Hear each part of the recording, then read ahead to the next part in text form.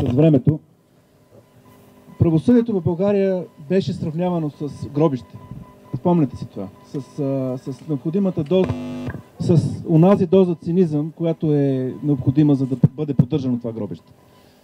То беше сравнявано с гробище, в което бяха заравени страхове, в което бяха заравени зависимости, в което можеше да се пази пълно мълчание.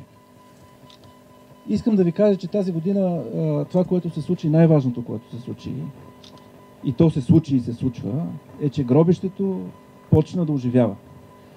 И ние го виждаме. И това, което виждам аз пред себе си тук, е част от оживяването на гробищата. България, благодарение на това гробище, в което може да се мълчи, в което могат да се крият биографии, в което могат да се монтират страхове и дела на трупчета, както следовател Атанасов описа толкова ясно и добре. Тя се управлява не от институции, тя се управлява не по демократичен път, тя се управлява от няколко души, които сутрин палят своите пури и с няколко СМС взимат всички важни решения. Няма значение разделението на властите, няма значение демократичните процедури, няма значение институциите. Няколко души с няколко СМС се управляват държавата. Дали тяхното име е Пеевски, дали тяхното име е Доган, дали тяхното име е Борисов, това е детайл. Проблемът е, че това е модел. И този модел зависи в крайна сметка от това да се поддържа гробището. Но гробището почна да оживява.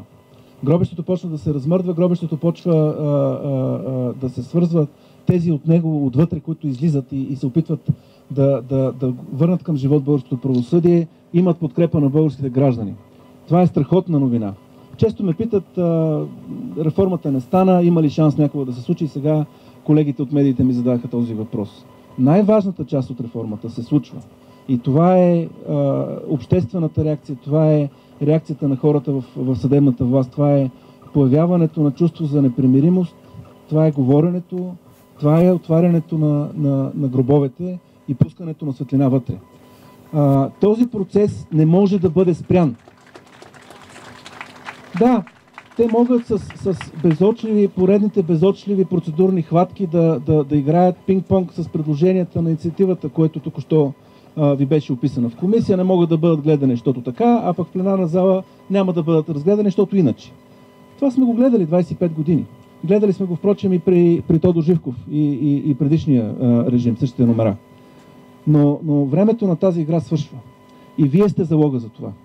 Защото тук са не само граждани, тук са и магистрати.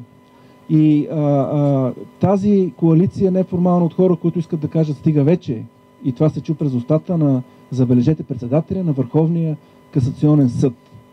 Това е революция, това не е реформа. Реформата са изменения в този или онзи закон, в Конституцията, но това е революцията.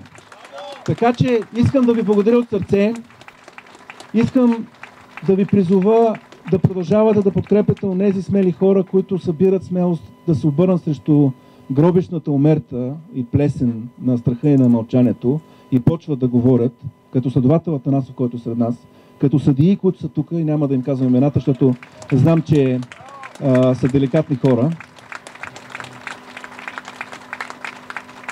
Страшно да ви благодаря за тази година и за това, което ни предстои, да ви кажа да живее революцията, а не реформата.